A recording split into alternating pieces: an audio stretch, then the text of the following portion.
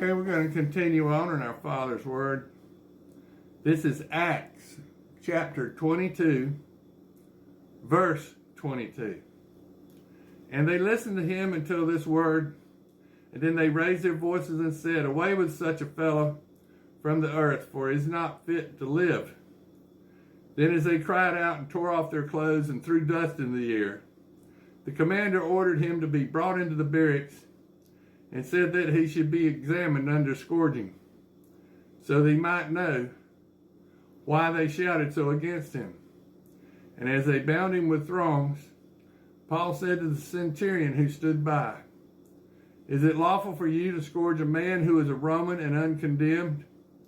When the centurion heard that, he went and told the commander, saying, "Take care what you do, for this man is a Roman."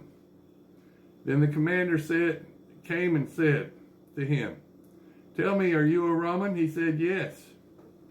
And the commander answered, "With a large sum I obtained this citizenship." And Paul said, "But I was born a citizen." Then immediately those who were about to examine him withdrew from him, and the commander was also afraid.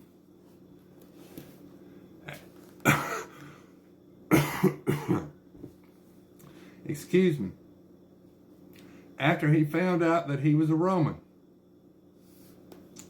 and because he had bound him.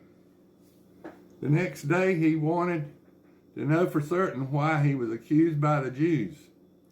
He released him from his bonds and commanded the chief priest and all the council to appear, and brought Paul down and set him before them. Now this is Acts chapter 23.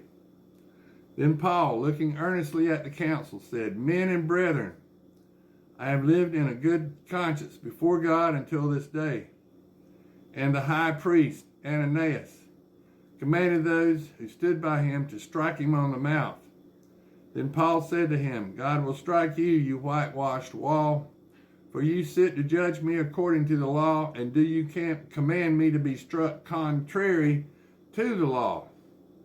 And those who stood by said, "Do you revile God's high priest?" And Paul said, "I did not know, brethren, that he was the high priest.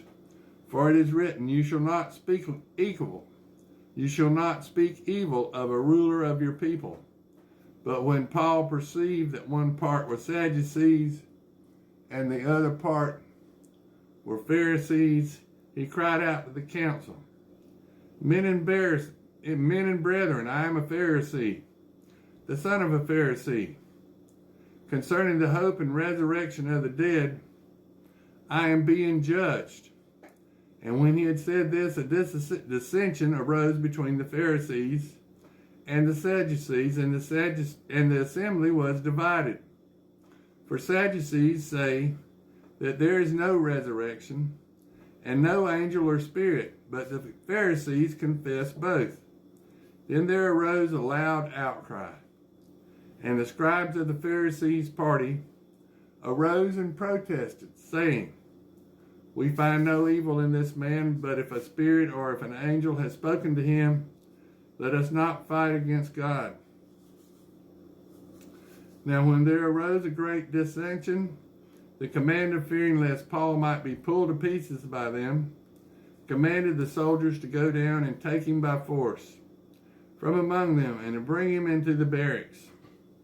But the following night the Lord stood by him and said, "Be of good cheer, Paul, for as you have testified for me in Jerusalem, so you must also bear witness at Rome."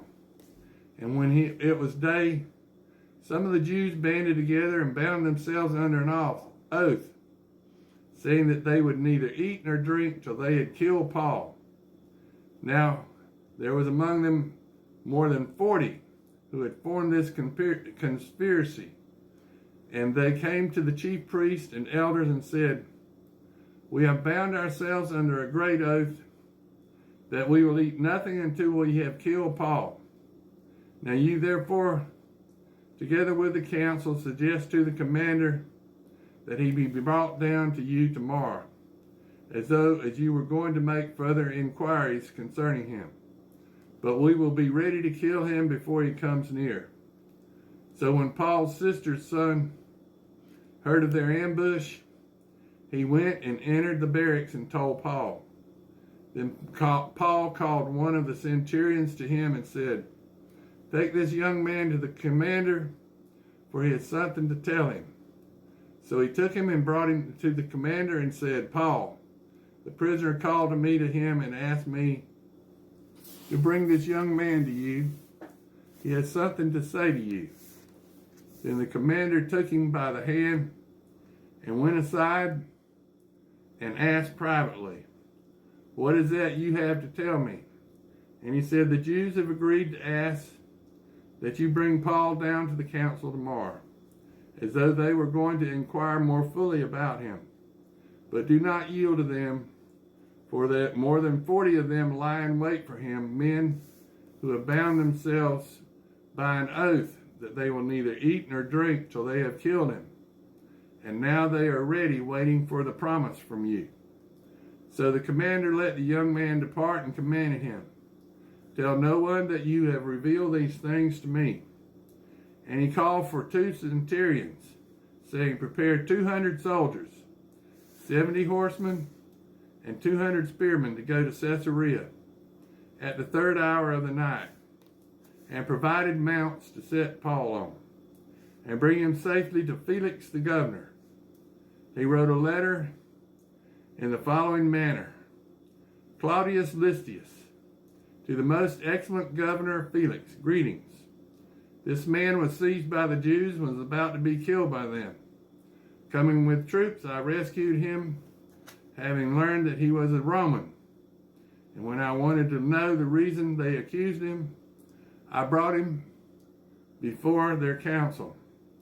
I found out he was accused concerning questions of their law, but had nothing charged against him deserving death or chains.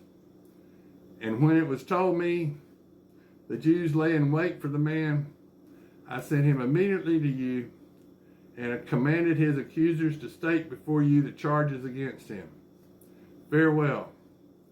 Then the soldiers, as they were commanded, took Paul and brought him by night to Antipater and to Patras.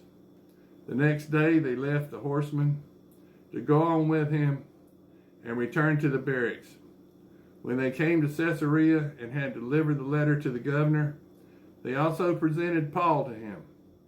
And when the governor had read it, he asked what province he was from.